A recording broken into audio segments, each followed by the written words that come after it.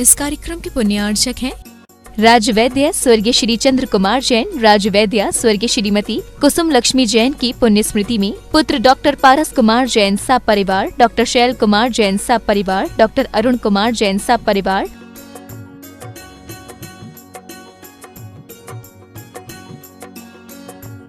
Doctor A K. Jain clinic Lucknow, America प्रमाणित clinic, doctor A K. Jain IVF clinic, Hazratganj Lucknow. पिताजी श्री ताराचंद जी चोवटिया, माताजी श्रीमती दमयंती बेन चोवटिया, श्री पारस श्रीमती सोना चोवटिया, मंडार निवासी Bangalore. Firm Sharp Ply India Private limited.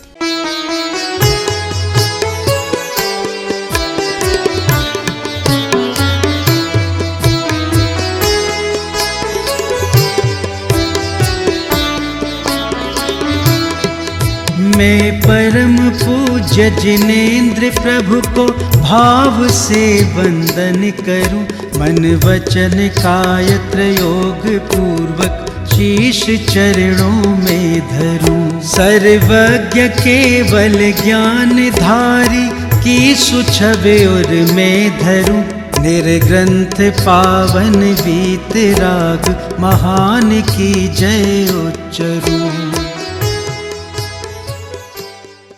ओम नमः सिद्धेभ्यः श्री वीतरागाय नमः।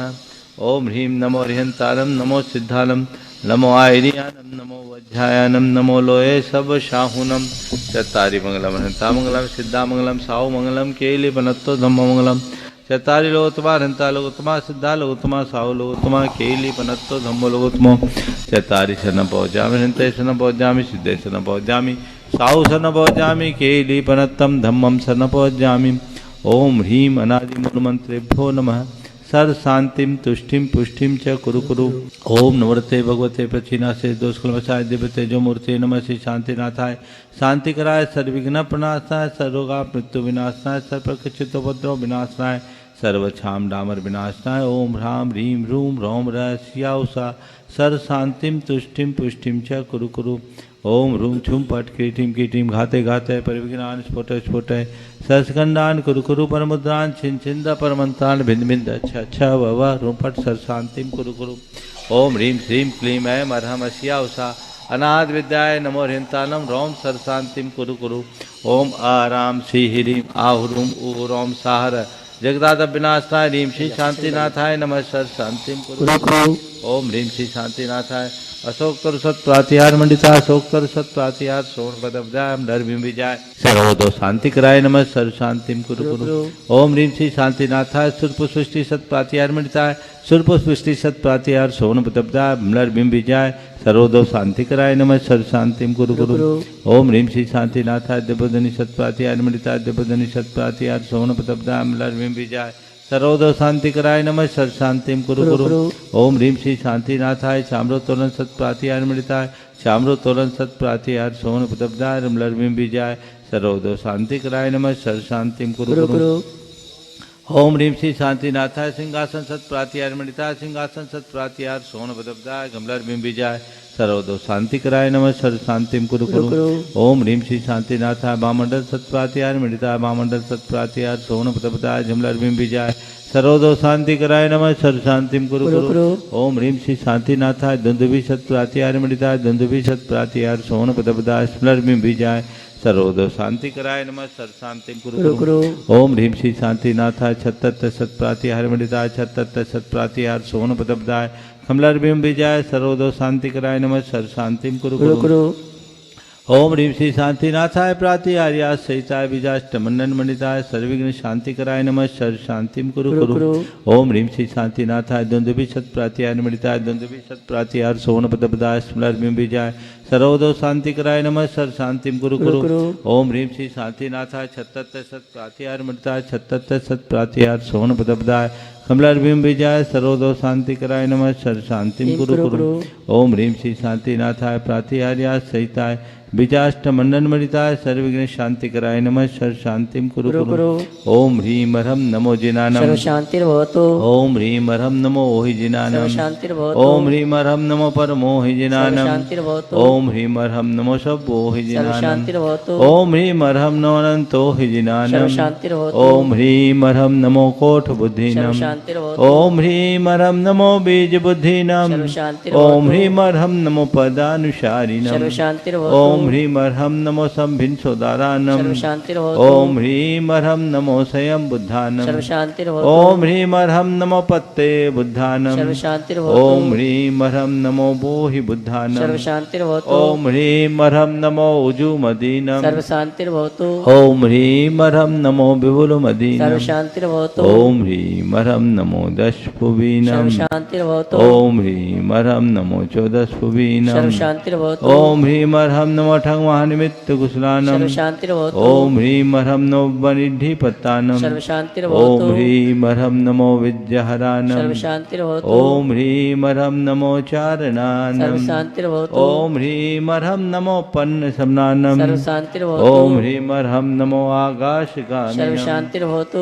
ओम ह्रीं मरहम नमो आशि सर्व विशानम शांतिर्भवतु। ओम ह्रीं मरहम नमो दिट्ठि विशानम सर्व शांतिर्भवतु। ओम ह्रीं मरहम नमो उग्गतवानम सर्व शांतिर्भवतु। ओम ह्रीं मरहम नमो दित्ततवानम सर्व शांतिर्भवतु। ओम ह्रीं मरहम नमो तत्ततवानम सर्व शांतिर्भवतु। ओम ह्रीं मरहम नमो महातवानम सर्व शांतिर्भवतु। ओम ह्रीं मरहम नमो घोरतवानम सर्व शांतिर्भवतु। ओम ह्रीं मरहम नमो घोर गुणानम सर्व शांतिर्भवतु। ओम ह्रीं मरहम नमो घोर परकमानम सर्व शांतिर्भवतु। ओम ह्रीं मरहम नमो घोर गुणमम सर्व भयादीनम शांतिर्भवतु। ओम ह्रीं मरहम नमो आमो सही पत्तानम सर्व शांतिर्भवतु। ओम ह्रीं मरहम नमो खेलो सही पत्तानम सर्व शांतिर्भवतु। ओम ह्रीं मरहम नमो जल्लो सही पत्तानम सर्व शांतिर्भवतु। ओम ह्रीं मरहम नमो विठ्ठो सही सर्व पत्तानम शांतिर्भवतु। ओम ह्रीं मरहम नमो शव्वो सही पत्तानम सर्व शांतिर्भवतु। ओम ह्रीं मरहम नमो मन बलिनम सर्व शांतिर्भवतु। ओम ह्रीं मरहम नमो बची सर्व बलिनम शांतिर्भवतु। ओम ह्रीं मरहम नमो काय सर्व बलिनम शांतिर्भवतु। ओम ह्रीं मरहम नमो क्षीर सर्व सवीनम शांतिर्भवतु। ओम ह्रीं मरहम नमो शप्पि सवीनम सर्व शांतिर्भवतु। ओम ह्रीं मरहम नमो महु सवीनम सर्व शांतिर्भवतु। ओम ह्रीं मरहम नमो अमी सवीनम सर्व शांतिर्भवतु। ओम ह्रीं मरहम नमो खीन महानशा सर्व शांतिर्भवतु। ओम ह्रीं मरहम नमो बड्ढमाननम सर्व शांतिर्भवतु। ओम ह्रीं मरहम नमो लोये सब सिद्धाय सर्व दनानम शांतिर्भवतु। ओम ह्रीं मरहम नमो भयवदो महदी महावीर बड्ढमान बुद्धि ऋषिनम चेदी सर्व शांतिर्भवतु भवतु। ओम नमो भगवतो वर्धमान सजस्य कम जलम तम गच्छयासम पायलम लोयालम भुयालम जीवादिवारंगनेवा थमनेवा मोहनेवा सब्जी सत्तानम वराजिदो भवतु में रख स्वाहा। श्री शांतिरस्तु तदास्तु। शिवमस्तु तदास्तु। जयोस्तु तदास्तु। नित्यमारोग्यमस्तु तदास्तु। सर्वेषां तुष्टिरस्तु तदास्तु। पुष्टिरस्तु तदास्तु। समृद्धिरस्तु तदास्तु। कल्याणमस्तु तथास्तु। सुखमस्तु तथास्तु। अभिवृद्धिरस्तु तथास्तु। दीर्घायुरस्तु तथास्तु। कुलगोत्र धनानि सदा सन्तु तथास्तु। सद्धर्म श्री बलायुरारोग्यैश्वर्याभिवृद्धिरस्तु तथास्तु। ओम ह्रीं अरहम नमो संपूर्ण कल्याण मंगल रूप मोक्ष पुरुषार्थस्य भवतु संपूजिकानां प्रतिपालकानां यतेन्द्र सामान्य तपोधनानां देश राष्ट्र पुरस्य राज्ञः करोतु शान्तिं भगवान् जिनेन्द्रः करोतु शान्तिं भगवान् जिनेन्द्र।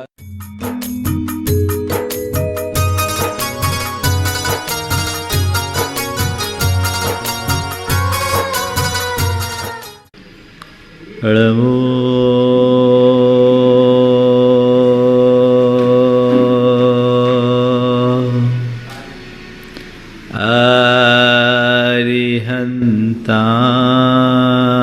अरिहन्ताणम्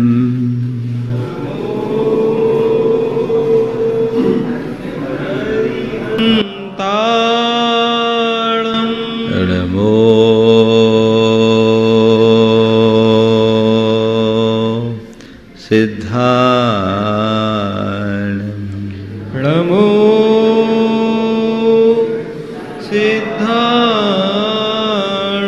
लमो आयरियाणं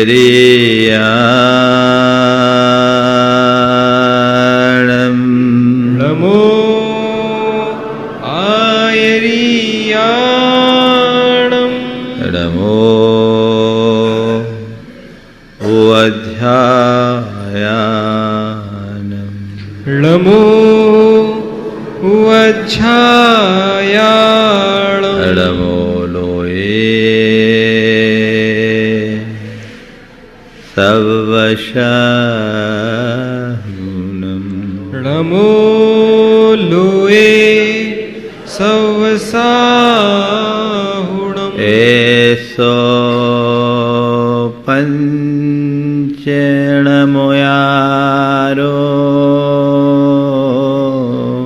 एसो पंचणमो यारो सवपावपणाशिनो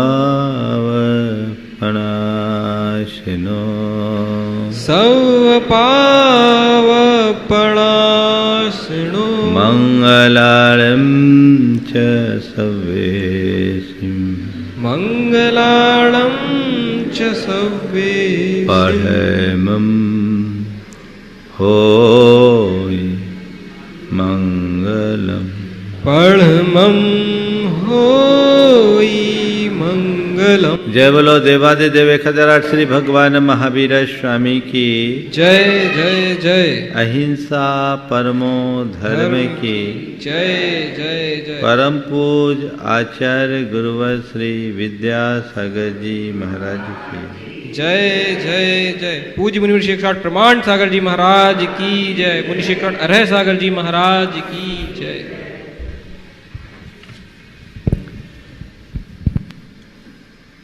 एक राजा अपने दो पुत्रों को बुलाया। सेठ था, नगर सेठ, और अपने दोनों पुत्रों को बुलाया और दोनों को 1-1 लाख रुपए दिए और कहा कि मुझे अक्सर बाहर जाना होता है, रास्ते में रुकना पड़ता है। नगर के दोनों ओर जाने वाले रास्ते पे 100-100 मील के भीतर तुम जितने घर बना सको बनाओ। पहले पुत्र ने हिसाब किताब लगाया, बोले 1 लाख रुपए में 100 मील में कितने घर बनेंगे, एक घर भी बनना मुश्किल है। फिर भी जोड़ घटाव लगाकर उसने हर 10 मील पे 1-1 झोपड़ी बना दी। दूसरे बेटे ने कुछ नहीं किया। 1 वर्ष का समय दिया गया था। पिता ने दोनों पुत्रों को बुलाया और पूछा, हमारा काम हो गया? पहले ने कहा, हाँ पिताजी हो गया। बोले क्या बनाया, दिखा। तो देखा 10 छोटी छोटी सी झोपड़ियाँ बनी हुई थी। बोले ये क्या है? बोले आपके रहने लायक घर। बोला बेटा तूने घर तो बनाया पर तुझे पता है घर मेरे रहने लायक नहीं। बोले पिताजी 1 लाख रुपए में और क्या होता है? पिता ने कोई प्रतिक्रिया नहीं दी। अब दूसरे बेटे से पूछा, बोला बेटा तुमने क्या किया? बोले मैंने आपका पूरा काम कर दिया। कितने घर बनाए? तूने कितने घर बनाए? उन्होंने कहा पिताजी आप चाहो उतने घर। दिखा। बोले पिताजी मैंने कुछ नहीं किया, आपके 1 लाख रुपए तो आपने जो दिए मेरे लिए वो भी खर्च नहीं हुए। पर मैं आपको बताऊं 100 मील तक जितने भी घर हैं सबको मैंने अपना मित्र बना लिया और आज हर कोई आपको अपने ठहरा करके आनंदित होना चाहता है। आप किसी भी घर में ठहर सकते हैं। पिता ने बेटे को अपने छाती से लगा लिया और कहा कि मुझे तुझसे ही उम्मीद थी। जीवन में 2 तरह के लोग हैं। कुछ लोग हैं जो धन वैभव बढ़ाने में लगे रहते हैं, और कुछ लोग हैं जो मित्र बनाते हैं। धन संपत्ति की अपनी एक सीमा होती है और एक सीमा से आगे वो काम नहीं देते। लेकिन यदि हमने अपने मित्र और चहेतों को तैयार किया तो हर पल काम में आते हैं। संत कहते हैं अपने जीवन में इस मैत्री की भावना को विकसित करनी चाहिए। मनुष्य एक सामाजिक प्राणी है, वो अकेले रह भी नहीं सकता, उसे अनेक लोगों का साथ चाहिए। और साथ के संदर्भ में मित्रता एक बहुत महत्वपूर्ण कड़ी है। हर कोई अपने मित्र बनाते हैं, हर किसी का कोई ना कोई मित्र होता है। सवाल है कि हमारी मित्रता कैसी होनी चाहिए और मित्रता किससे होनी चाहिए। ये बहुत महत्वपूर्ण सवाल है कि हम मित्रता क्यों करें, मित्रता किससे करें, मित्रता कैसी हो और मित्रता कैसे निभाएं।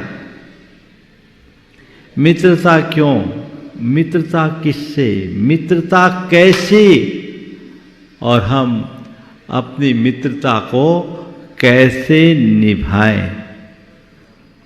सबसे पहली बात, मित्रता क्यों। हर मनुष्य को साथ चाहिए, और वह साथ कई अर्थों में उपयोगी होता है। हम साथ अपने एकाकीपन को दूर करने के लिए भी करते हैं, तो हम साथ अपने जीवन को आगे बढ़ाने के लिए भी करते हैं। कभी हमें किसी अच्छे प्रेरक की भी ज़रूरत होती है, तो कभी हमें किसी अच्छे सहयोगी की भी ज़रूरत होती है। बिना उनके नहीं रह सकते। एकाकी में मनुष्य, एकाकीपन में मनुष्य का जीवन नीरस जैसा हो जाता है, इसलिए उसको मित्र बनाने की ज़रूरत होती है। और कहते हैं जो व्यक्ति मित्र बन जाता है, मित्रता को प्राप्त कर लेता है, तो जगत में ऐसी कौन सी वस्तु है जिसको प्राप्त करना कठिन है। मित्रता से बड़ी और कोई वस्तु नहीं है। जिसने अच्छी मित्रता को प्राप्त कर लिया, समझ लो उसने सब चीज़ों को प्राप्त कर लिया। तो मित्रता जीवन का एक अंग है, पर सवाल है मित्र किसे बनाएं, किसको हम अपना मित्र बनाएं, और मित्रता का अर्थ क्या है। प्रायः हम लोग जब मित्रता की बात करते हैं तो मित्रता का मतलब ये है जिससे हमारा मेल जोल हो, जिससे हमारी बातचीत हो, जो हमारे साथ उठे बैठे, जो हमारे साथ घूमे फिरे, वो मित्र हैं। और आजकल तो कई तरह के मित्र हो जाते हैं। बचपन का मित्र, लंगोटिया यार, पहले तो लोग कहा करते थे, लेकिन अब ऐसे ही मित्र नहीं है। कोई हमारा फेसबुक फ्रेंड है तो कोई हमारा सोशल मीडिया से बना हुआ फ्रेंड है। कई तरह के मित्र, चाहे जिसको किसी भी प्रकार की मित्रता से जोड़ ली जाती है। पहले मित्र और हमजोली उम्र सापेक्ष हुआ करती थी, अब तो कुछ भी नहीं है। कहीं भी किसी से किसी तरह की मित्रता हो सकती है। मैं एक स्थान पर था, एक परिवार आया और उसमें एक 14 साल की बच्ची थी। वो वहाँ के जो हमारे चातुर्मास के मुखिया थे उनको देख रही है, और ऐसा देख रही है जैसे दोनों एक दूसरे से बहुत अच्छे से परिचित हैं। मैंने जब पूछा ये कौन है, तो कहा ये मेरी फेसबुक फ्रेंड है।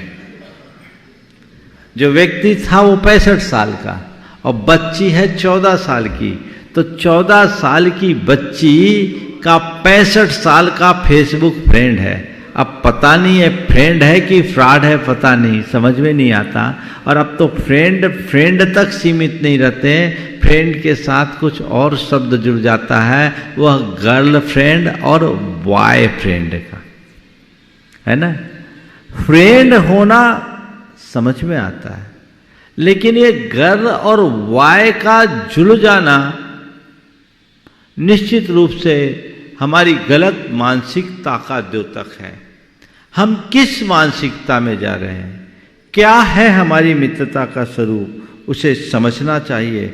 वस्तुतः मित्रता कोई साधारण कार्य नहीं है। लिखा गया है सत्पुरुषों की मित्रता दिव्य ग्रंथ के स्वाध्याय के समान है। सत्पुरुषों की मित्रता दिव्य ग्रंथों के स्वाध्याय के समान है। जितनी ही उनके साथ तुम्हारी घनिष्ठता होती जाएगी उतने ही अधिक रहस्य तुम्हें उनके भीतर दिखाई पड़ने लगेंगे। जैसे दिव्य ग्रंथों को हम जितना गहराई से पढ़ें उसके रहस्य उतने उजागर होते हैं। ऐसे ही सत्पुरुषों से हमारी जितनी निकटता होगी हम अपने जीवन के रहस्य को उतना उद्घाटित करेंगे।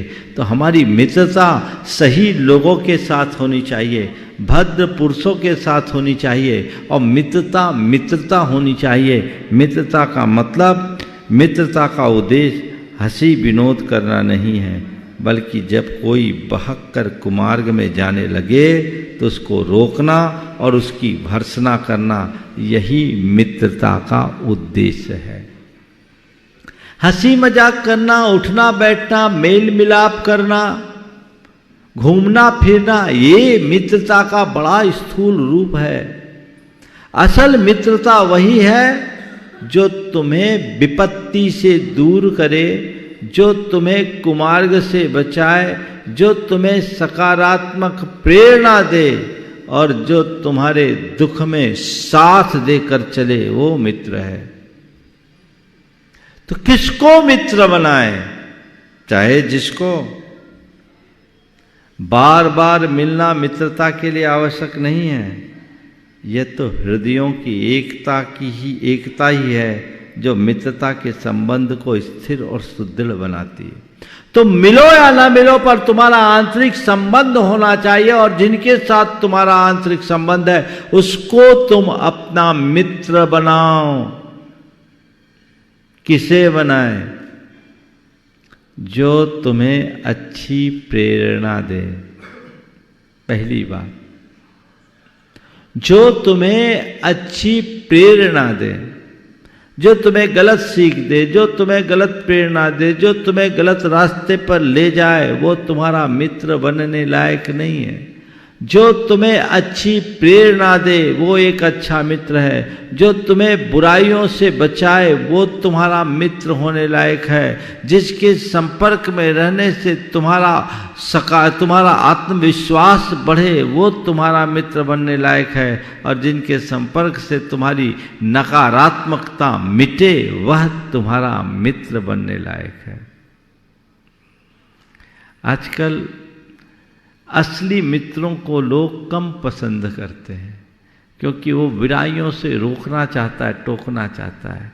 सच्चा मित्र वही है जो हितैषी है।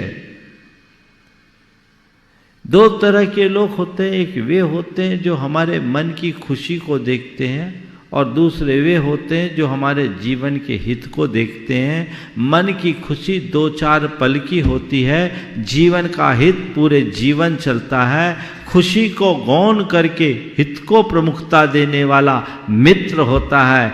बाकी तो सब यार और चाटुकार की श्रेणी में आता है, जो तुम्हारे जीवन को कुमार्ग में लगाता है। सन्मार्ग में लगाए, कुमार्ग से बचाए, वही सच्चा मित्र है।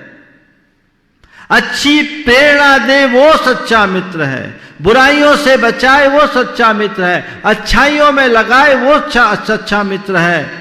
और जो तुम्हारे अंदर की नकारात्मकता को दूर करे वो सच्चा और अच्छा मित्र है। मैं एक युवक को जानता हूं, वो बाहर पढ़ने के लिए गया।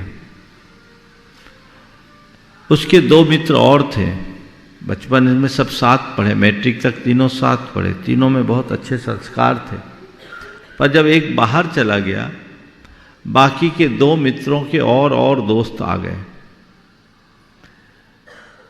चक्कर ये हुआ कि पढ़ाई करने के बाद जब लौटा तो देखा इसके दोनों मित्र शराब भी पीने लगे। जब लौट कर आया, 5 साल के अंतराल में वापस जब मिले और निकटता से देखा तो उसे बहुत तकलीफ हुई। उसने अपने दोनों मित्रों से कहा कि मुझे इस बात का बेहद दुख है कि हमारा तुम्हारा साथ क्या छूटा, तुमने तो रास्ता ही बदल दिया। तुम अब शराब पीने लगो, इसे देखकर मुझे बहुत कष्ट हो रहा है। दोनों ने कहा हम तुम्हारे साथ नहीं पिएंगे। बोले सवाल मेरे साथ पीने का नहीं है, सवाल केवल इस बात का है कि अगर तुम्हें शराब पीना है तो मेरा साथ छोड़ना पड़ेगा। तुम शराब पियोगे तो मैं तुम्हारे साथ नहीं रहूंगा। मैं शराबी को, अपने मित्र को शराबी के रूप में नहीं देखना चाहता, मैं अपने मित्र को एक अच्छे इंसान के रूप में देखना चाहता हूं। या तो तुम शराब छोड़ो या हमारी दोस्ती छोड़ो, या तो तुम शराब छोड़ो या हमारी दोस्ती छोड़ो। एक बात ध्यान रखना, ये जितने तुम्हारे साथ नए दोस्त जुड़े हैं ये सब तुम्हारे सुख में साथी हैं, दुख में कोई साथ नहीं देने वाला। याद करो तुम्हारे बचपन को हम लोगों ने किस तरीके से आगे बढ़ाया, और तुम्हारे माँ बाप ने तुम्हें कितने संघर्षों के बाद यहाँ तक पढ़ा लिखा कर योग्य बनाया। तुम्हें ये नहीं मिलना चाहिए, और मैं नहीं चाहूँगा कि तुम शराब पियो। थोड़ा सा उनने आनाकानी किया। उसने अपने दोस्तों की खातिर उन लोगों से भी बुराई मोल ली जिनके साथ वो शराब पीते थे, और अंततः उनका शराब छुड़ा करके रहा, और आज वो बखूबी अपना जीवन जी रहे हैं, उनकी दोस्ती भी निभ रही है। आजकल ज़्यादातर लोग कहते भाई ये उसका पर्सनल मामला है, हम क्या करेंगे, वो उसका व्यक्तिगत मामला है, निजी मामला है, इसमें हम क्या कर सकते, उसकी वो जाने। हम किसी से बुराई नहीं ले सकते, क्योंकि आजकल लोग एक दूसरे के साथ जो मित्रता रखते हैं उस मित्रता के पीछे का प्रयोजन उनका निहित स्वार्थ होता है, आंतरिक आत्मीयता नहीं। जिस व्यक्ति के प्रति आपके हृदय में आत्मीयता होती है, आप उसमें उसका अपना स्वार्थ गौन करके उसका कल्याण प्रमुखता से देखते हो। तो हम कल्याण को प्रमुखता दें, स्वार्थ को प्रमुखता न दें, तब हमारी मित्रता का कोई सच्चा अर्थ घटित हो पाएगा।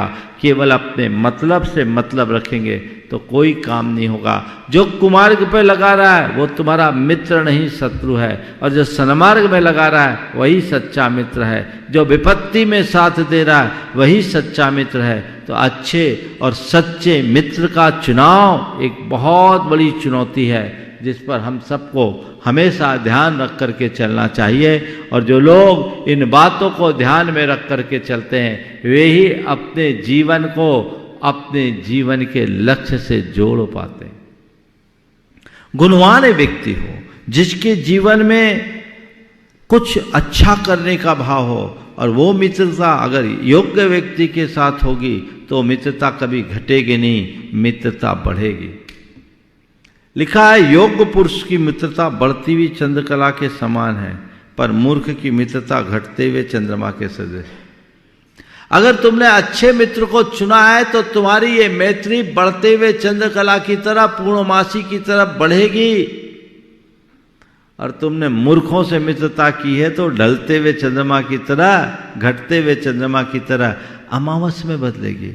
आप लोग देखिए, आपके जीवन में बहुत सारे लोग हैं जो मित्र बनते भी हैं और बहुत जल्दी दुश्मन भी हो जाते हैं। संत कहते हैं मित्र होना चाहिए, पर सीमित मित्र होना चाहिए, और अच्छे मित्र होना चाहिए, सच्चे मित्र होना चाहिए। कल मैं विघातक मित्रता की भी चर्चा करूंगा, जो अगले चैप्टर में बात आएगी कि हमें ऐसी मित्रता से बचना चाहिए। अच्छे मित्रों का चुनाव करने वाला मनुष्य कभी दुखी नहीं होता, और जिनके जीवन में अच्छे मित्र नहीं होते उनका जीवन कभी सुखी नहीं होता, क्योंकि हमारे चरित्र से हमारे मित्र का बड़ा गहरा संबंध है। तुम्हारे कैसे मित्र हैं वैसे ही तुम्हारी चरित्र होंगे।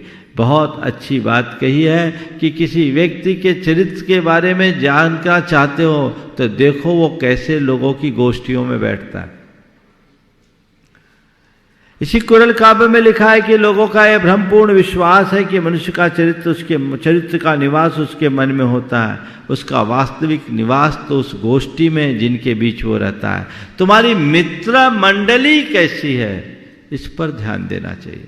माँ बाप अपने बच्चों के संस्कारों पर तो ध्यान देते हैं, पर बच्चों के मित्रों पर ध्यान नहीं देते।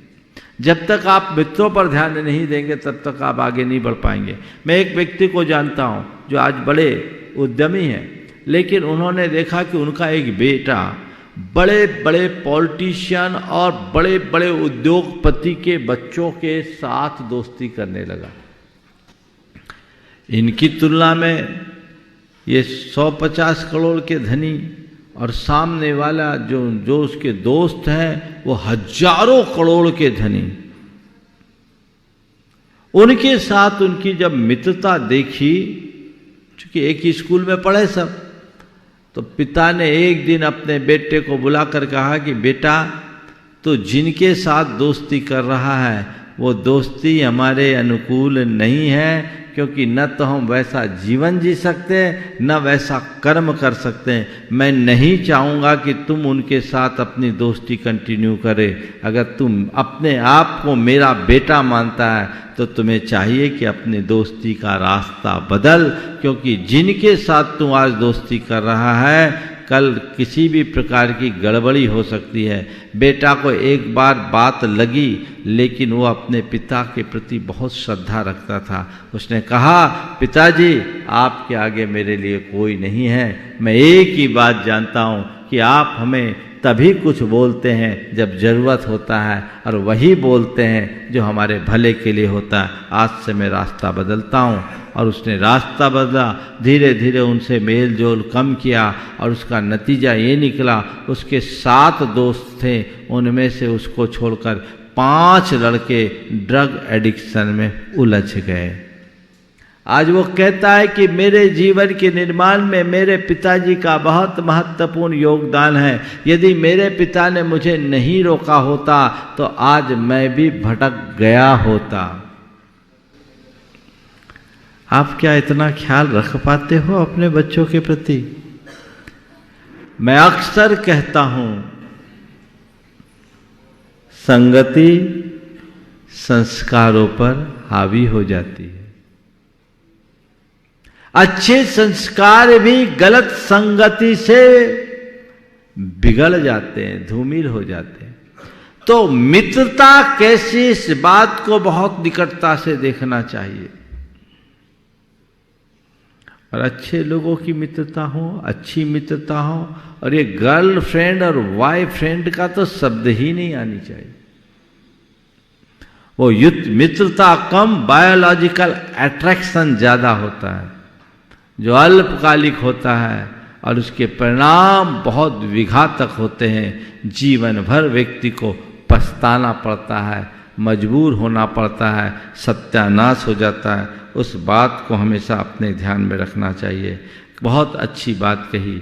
मित्रता क्यों, मित्रता कैसे करे? अच्छे व्यक्ति से मित्रता करे। मित्रता कैसी हो? जो तुम्हारे धर्म, तुम्हारे चरित्र, तुम्हारी सोच, तुम्हारी प्रवृत्ति को संयत बनाए रखे। वैसी मित्रता रखो जिससे तुम्हारी धर्म मर्यादा, जिससे तुम्हारी सोच, जिससे तुम्हारा चरित्र, जिससे तुम्हारी प्रवृत्ति बिगड़ जाए। वैसी मित्रता का कोई मतलब नहीं है। बहुत अच्छी बात लिखी। मित्रता का उद्देश्य हंसी विनोद करना नहीं है, बल्कि जब कोई बहक कर कुमार्ग में जाने लगे तो उसको रोकना और उसकी भर्त्सना करना ही मित्रता का लक्ष्य है। गलत मार्ग में जाए तो साहसपूर्वक उसे रोको, उसकी भर्त्सना करो, ये नहीं चल सकता और मैं एक्सेप्ट नहीं करूंगा। पर कब होगा? जब तुम्हारी दोस्ती अच्छे से होगी, तुम खुद अच्छे होगे, जब सभी एक से होंगे तो फिर क्या होगा? आजकल तो ऐसा ही होता है। सब मिलकर एक से हो गए तो सब एक से हो गए तो फिर कुछ कहने की बात ही नहीं। एक बिगड़ा तो सब बिगड़े, खुद बिगड़ा, सामने वाले को बिगाड़ा। नीचे गिराने वाले अवसर आजकल ज्यादा मिलते हैं, ऊंचे उठाने वाले लोगों का तो अभाव दिखता है। खासकर आजकल उच्च शिक्षा में जाने वाले लोग ज्यादातर व्यसन और बुराइयों में संलिप्त दिखाई पड़ते हैं।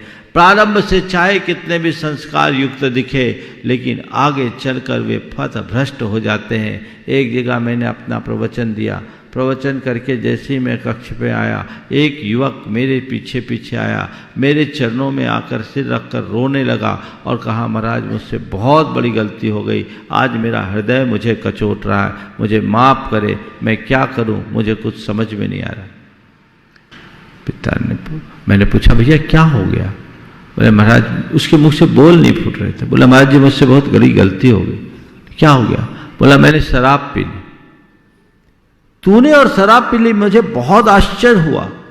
जो लड़का 12वीं तक बाजार का पानी नहीं पिया, इंजीनियरिंग का छात्र था, शराब पी ली, मुझे आश्चर्य हुआ। मैंने पूछा ये सब हुआ कैसे? बोले महाराज क्या बताऊं, रैगिंग के नाम पर सीनियर्स ने मुझ पर फोर्स किया। पहले तो मुझे उनने पानी में बियर मिला कर दिया, फिर फोर्स किया। धीरे धीरे उनके संपर्क में रहने से मेरा भी मन भाग गया। अब मैंने सोचा एक दो बार एंजॉय करके देखने में क्या हानि है। महाराज मैंने 3 बार शराब पी ली। आज आपके प्रवचन सुनकर मेरा हृदय मुझे कचोट रहा है कि मैंने बहुत बड़ी गलती कर दी। आप मुझे आशीर्वाद दें और इसका प्रायश्चित दें कि मैं इससे बच सकूं। वो तो उस बच्चे के संस्कार अच्छे थे, संगति के कारण भटका, लेकिन वापस रास्ते पे आ गया। लेकिन ज़्यादातर लोग इन बातों को ध्यान में नहीं रखते, इस वजह से भटकते हैं और ऐसा भटकते हैं कि फिर कहीं बच नहीं पाते। मैं एक ऐसे युवक को जानता हूँ जो पिता की इकलौती संतान, इंजीनियरिंग करने के लिए गया, टॉपर लड़का था और ड्रग एडिक्शन का शिकार हो गया। और ऐसा शिकार हुआ कि आज वो एक बहुत बड़े स्कैम में फंसा हुआ है, वह भी उसके जेल में जाने वाला है। बुरी तरह हालत उसकी खराब है। उसके अभिभावक मेरे पास आए, महाराज ऐसा ऐसा हो गया, क्या करे? मैंने उस बच्चे से पूछा, बोला महाराज दोस्ती के चक्कर में मेरी मति मर गई, अब मैं कुछ कर नहीं सकता। केस ऐसा है कि वो बच भी नहीं सकता। इस तरह की जो चीजें लेते हैं उसके कानून ऐसे हैं, बच नहीं सकता, फंस गया, बुरी तरह फंस गया। एक हीरा जैसा लड़का अपना जीवन बर्बाद कर दिया।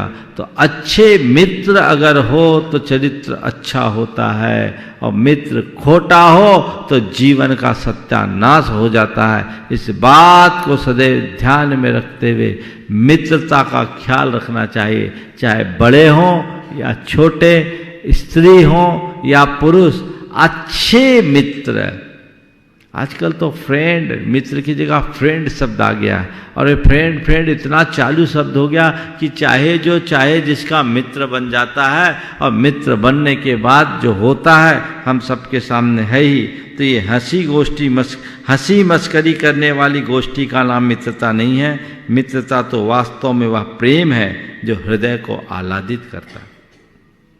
अंदर का प्रेम होना चाहिए, और प्रेम कभी किसी का बुरा होते नहीं देख सकता। इसलिए उन्हें देखो, जो मनुष्य तुम्हें बुराई से बचाता है, सुमार्ग पर चलाता है, और जो संकट के समय तुम्हारा साथ देता है, बस वही मित्र है।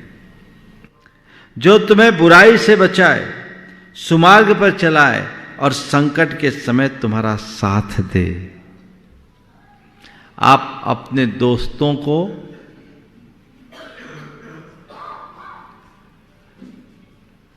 निकट से देखो तो आपको समझ में आएगा कि किसी भी व्यक्ति को आप निकट से देखोगे तो जब आप पर कोई संकट आए सब किनारा काटेंगे। विपत्ति में साथ देने वाले लोग विरल होते, बुराई से बचाने वाले, सुमार्ग में लगाने वाले, विपत्ति में साथ देने वाला मित्र ही सच्चा मित्र होगा।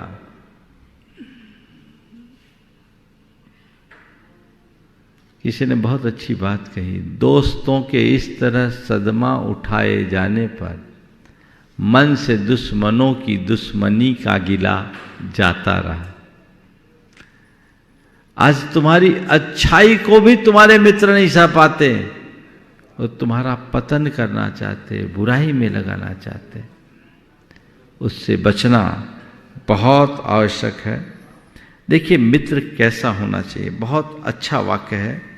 देखो उस आदमी के हाथ कि जिसके कपड़े हवा से उड़ गए हैं, कितनी तेजी के साथ फिर से अपने अंग को ढकने के लिए फुर्ती करता है।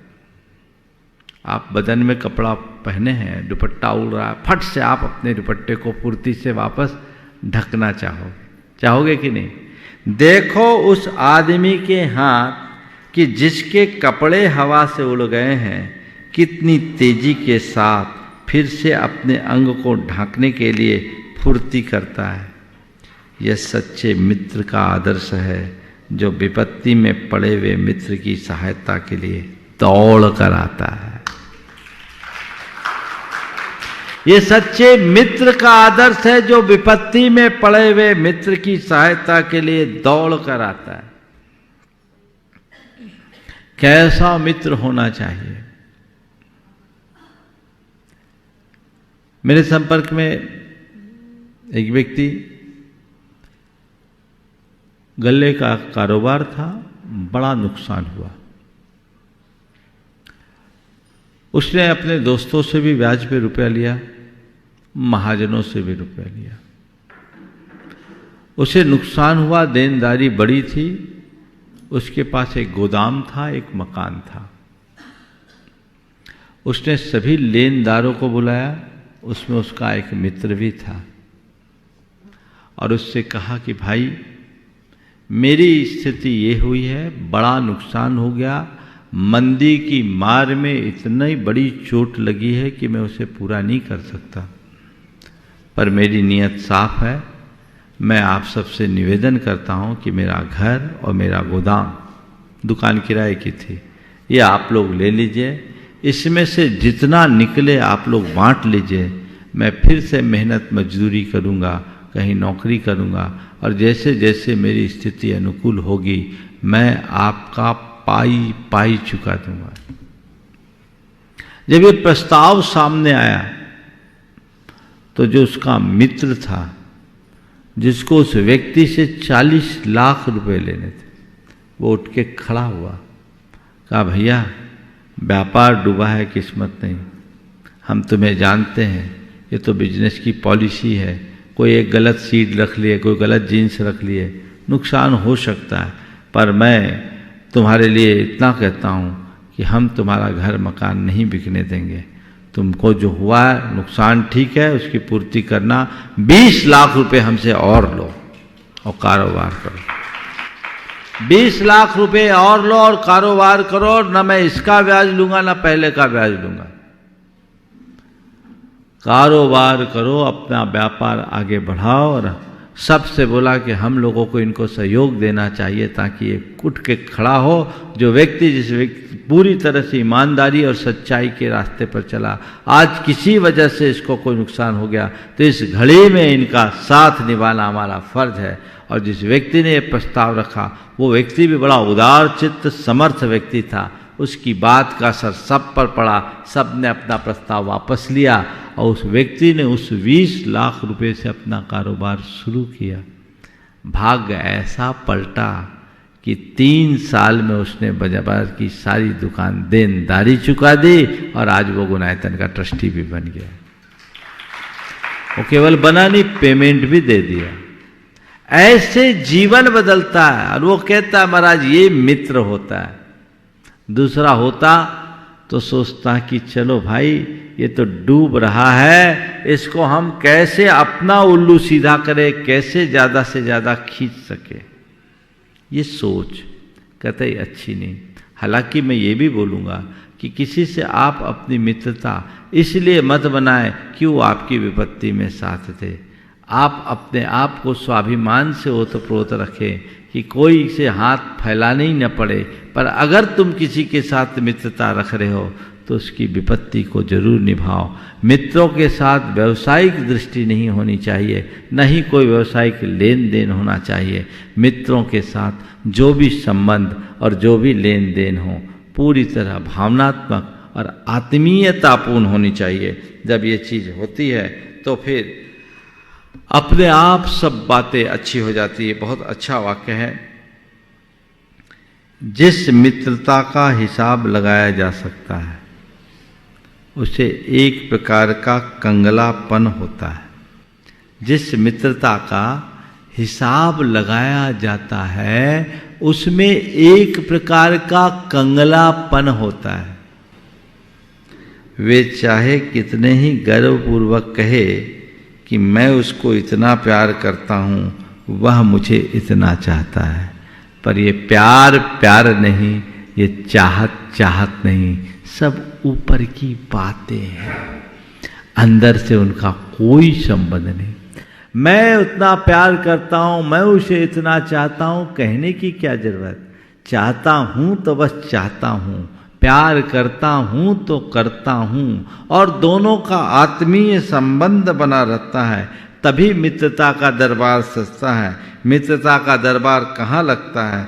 बस वहीं पर जहाँ दो हृदयों के बीच में अनन्य प्रेम और पूर्ण एकता है, तथा दोनों मिलकर हर एक प्रकार से एक दूसरों को उच्च और उन्नत बनाने की चेष्टा करें। एक दूसरे को उच्च और उन्नत बनाने की चेष्टा करें।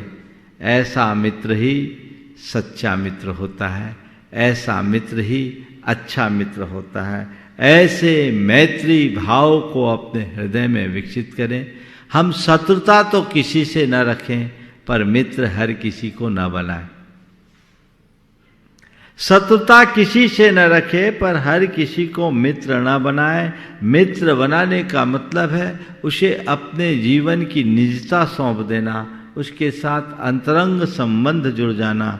अंतरंग संबंध उसी के साथ होना चाहिए जिसका अंतरंग साफ स्वच्छ हो, जिसके अंतरंग में भी आपके लिए वैसा ही स्थान हो। इसकी जिसे पहचान होती है, वही अपने मार्ग को सही मार्ग पर लेकर चलने में समर्थ हो पाता है। हम सब के हृदय में सच्ची मैत्री की भावना जगे, और जो हमारे अंदर की मित्रता का दुर्भाव है, उस संदर्भ में आप सबसे कल बात करेंगे। समय आप सबका हो गया है, मैं यहीं पर विराम लूँगा। आगे के कार्यक्रम की सूचना अभी ब्रह्मचारी जी देंगे। जैसे अभी कहा गया कि आने वाले 10, 11, 12, 13 तारीख का कार्यक्रम, 11 तारीख को पिछिका परिवर्तन है और 12 तारीख को पर्वतराज की परिक्रमा का एक कार्यक्रम रखा गया, जहां हम लोग 12 तारीख को यहाँ से निकलेंगे, 13 तारीख को प्रातःकाल यहाँ आएंगे। लोग मुझसे कह रहे महाराज परिक्रमा करने का क्या लाभ? तो मैं तो ये कहूँगा जो पर्वतराज की परिक्रमा करेगा उसे संसार की परिक्रमा लगाने की जरूरत नहीं पड़ेगी। इतने सिद्ध परमात्माओं की आराधना कोई साधारण बात नहीं है। जब हम वंदना करते हैं तो केवल टोंकों की वंदना होती है, जब हम वंदना करते हैं तो टोंकों की वंदना होती है। इसका तो कण कण पावन है। तो जब हम परिक्रमा करते हैं तो संपूर्ण पर्वतराज की वंदना होती है। तो ये अपने आप में बहुत महत्वपूर्ण है। जिन लोगों को अवसर हो, अनुकूलता हो, वो जरूर इसका लाभ लें। 11 तारीख को पिछी परिवर्तन, 12 तारीख को हम लोग सुबह यहाँ से प्रस्थान करेंगे और 13 तारीख को सुबह यहाँ वापस लौट कर आएंगे। परिक्रमा तो एक दिन में भी हो सकती है, लेकिन बहुत सारे लोग समूह में जाएं, हर उम्र के लोग चले, आनंदित हो। इसलिए 12 तारीख का रात्रि विश्राम निमिया घाट में करके 13 तारीख को यहाँ का कार्यक्रम रखा है और 10 तारीख को गुणायतन का जो नैमित्तिक अधिवेशन है वो चलेगा। और इसके साथ एक महत्वपूर्ण कार्यक्रम जो आगामी 20 तारीख को परम पूज्य गुरुदेव के सानिध्य में सिरपुर में 8 वर्ष से ऊपर के बच्चों का जो मूल संस्कार विधि की गई है, जो उनके जैनत्व के संस्कार उन पर आरोपित होंगे, ये अपने आप में एक अद्भुत और ऐतिहासिक कार्यक्रम है। गुरुदेव के सानिध्य में पहली बार ऐसा होगा। वे बच्चे बड़े भाग्यशाली होंगे जिन्हें गुरुदेव के कर कमलों से उनकी चरण सन्निधि में ऐसे सुसंस्कार प्राप्त करने का सुअवसर मिलेगा। सभी से मेरा यही कहना है कि इस संस्कार का पूरा लाभ उठाएं, इस कार्यक्रम में अपनी सहभागिता देकर अपने जीवन को उन्नत बनाएं। इसी शुभ भाव के साथ यहीं पर विराम। बोलिए परम पूज्य आचार्य गुरुवर श्री विद्यासागर जी। इस कार्यक्रम के पुण्यार्चक थे राजवैद्य स्वर्गीय श्री चंद्र कुमार जैन, राजवैद्य स्वर्गीय श्रीमती कुसुम लक्ष्मी जैन की पुण्य स्मृति में पुत्र डॉक्टर पारस कुमार जैन सा परिवार, डॉक्टर शैल कुमार जैन सा परिवार, डॉक्टर अरुण कुमार जैन सा परिवार,